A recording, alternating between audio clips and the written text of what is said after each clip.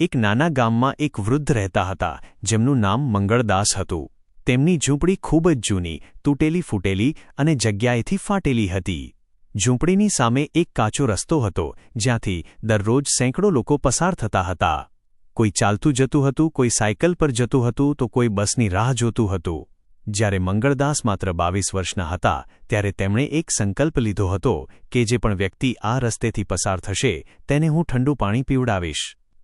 તે સમયે તેમની પાસે ન તો ધન હતું અને ન તો કોઈ સાધન. છતાં તેઓ દરરોજ સવારે વહેલા ઉઠતા, કૂવામાંથી પાણી ભરતા અને માટલામાં મૂકતા. વર્ષો વીતતા ગયા, ઋતુઓ બદલાતી ગઈ. ક્યારેક સખત ગરમી પડતી, ક્યારેક વરસાદ વરસતો અને ક્યારેક કડકડતી ઠંડી પડતી. પરંતુ મંગળદાસે પોતાની સેવા ક્યારેય છોડી નહીં.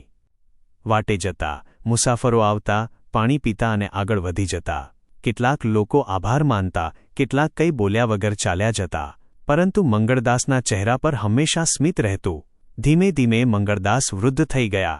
તેમના વાળ સફેદ થઈ ગયા, કમર ઝૂકી ગઈ અને ચાલવું પણ મુશ્કેલ બનવા લાગ્યું.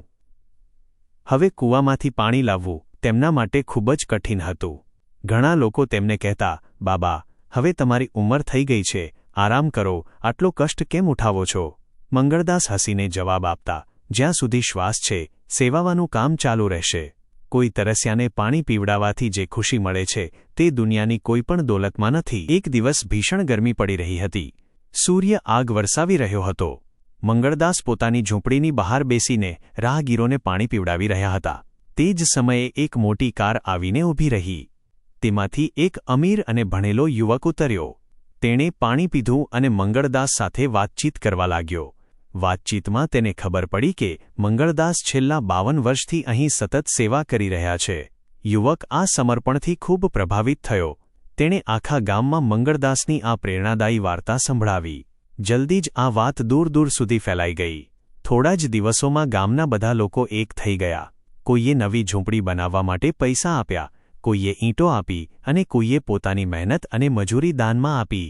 જોતજોતામાં મંગળદાસની તૂટેલી ફૂટેલી ઝૂંપડીની જગ્યાએ એક સુંદર નાનું પક્કું ઘર બની ગયું.